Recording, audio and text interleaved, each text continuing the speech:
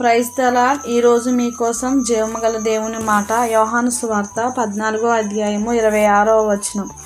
ఆదరణకర్త అనగా తండ్రి నా నామమున పంపబోవు పరిశుద్ధాత్మ సమస్తమును మీకు బోధించి నేను మీతో చెప్పిన సంగతులన్నిటినీ మీకు జ్ఞాపకం చేయును. యోహాను సువార్తలో పరిశుద్ధాత్మ చేయు కార్యములు గూర్చి యేసుక్రీస్తు వారు వివరించారు. ఈ పరిశుద్ధాత్మ మనకు సహాయం చేస్తూ దేవుని కొరకు మనలను సంసిద్ధం చేస్తుంది. ఏ విధంగా అంటే, ఒకటి, పరిశుద్ధాత్మ మనకు సమస్తమును బోధిస్తుంది. అలాగనే యేసుక్రీస్తు వారు చెప్పిన సంగతులను జ్ఞాపకం చేస్తూ, మూడవదిగా పాపము, నీతి, తీర్పును గురించి ఒప్పింపచేస్తుంది. అదేవిధంగా నాలుగవదిగా క్రీస్తుని గురించి సాక్ష్యం ఇచ్చే విధంగా మన జీవితాలను నడిపిస్తుంది. కావున అందరూ తప్పకుండా పరిశుద్ధాత్మ అనే వరమును కలిగి జీవించాలి.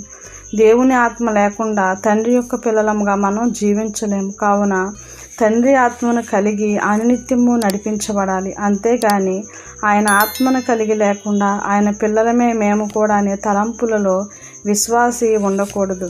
పరిశుద్ధాత్మను కలిగిన వారే తండ్రి సంబంధికులని వాక్యం సెలవిస్తుంది. కాబట్టి ఒకసారి ఉదయకాల సమయంలో పరిశీలన చేసుకో. నీవు దేవుని ఆత్మను కలిగి జీవిస్తున్నావో లేదో.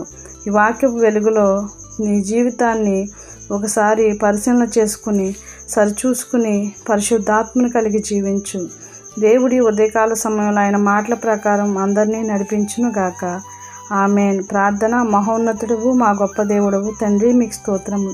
దేవా, మీ పరిశుద్ధాత్మను మేము కలిగి ఉండి పరిశుద్ధంగా జీవించే జీవితములను మాకు ప్రసాదించమని యేసుక్రీస్తు వారి నామములో ప్రార్థిస్తున్నాను తండ్రి. ఆమేన్.